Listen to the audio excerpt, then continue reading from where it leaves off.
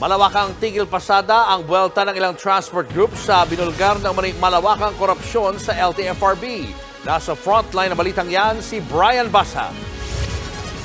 Simula sa susunod na Lunes, hindi tayo bibiyahe. Dadalhin natin yung mga sasakyan natin sa harapan ng LTFRB main, sa harapan ng DOTR hanggang Malacanang. Doon na natin bibubusinan to. Ito ang pagbabanta ni Manibela Chairman Marval Buena sa kanilang press con kanina. Ang desisyong magtigil pasada ay bunga raw ng pagpapahirap sa kanila ng mga ahensya ng transportasyon. Kasunod yan ang napipintong paggarahe sa mga traditional jeepney sa katapusan ng taon bilang bahagi ng deadline para sa PUV Modernization Program. Sa parehong press con, isiniwalat nila ang umunay malawakang katiwalian sa Land Transportation Franchising and Regulatory Board. Araw-araw ini-stress nyo ito.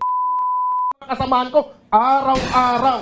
Pinakakain nyo kami ng kaba na hanggang December 31 na lamang kami. Tapos, mga kurap pala kayo. Kasama sa presko ng Manibela ang dating executive assistant ni LTFRB Chairman Teofilo Guadis na si Jeffrey Tumbado. Kwento niya, may kalakaran daw ng ruta for sale, provisional authority for sale at special permit for sale daw sa ahensya. Kapag ikaw operator ka, gusto mong makuha itong daan na ito, lalo na sa probinsya, magre-request ka, modification of route. Tapos, kung gusto mong mapadali, gusto mong mapasa iyan, kahit hindi pwede, hanapin mo ako. Tapos, yun na. Milyong piso raw ang halaga ng mga illegal na transaksyong ito. Halos araw-araw may mga ganyan na. Ako ang nilalapitan, ako ang binubulungan. Ba't din nililinaw ko, walang nanghihingi, kundi may naglalagay.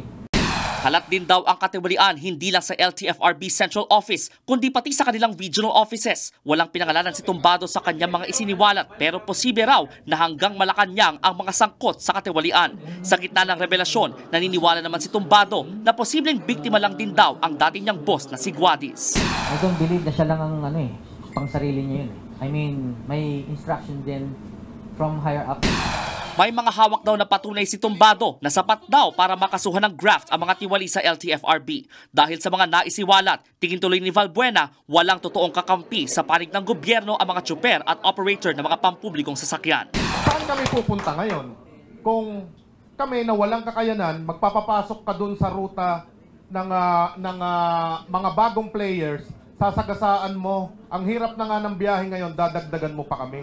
Mariin namang itinanggi ni Guadis ang akusasyon ng dating assistant.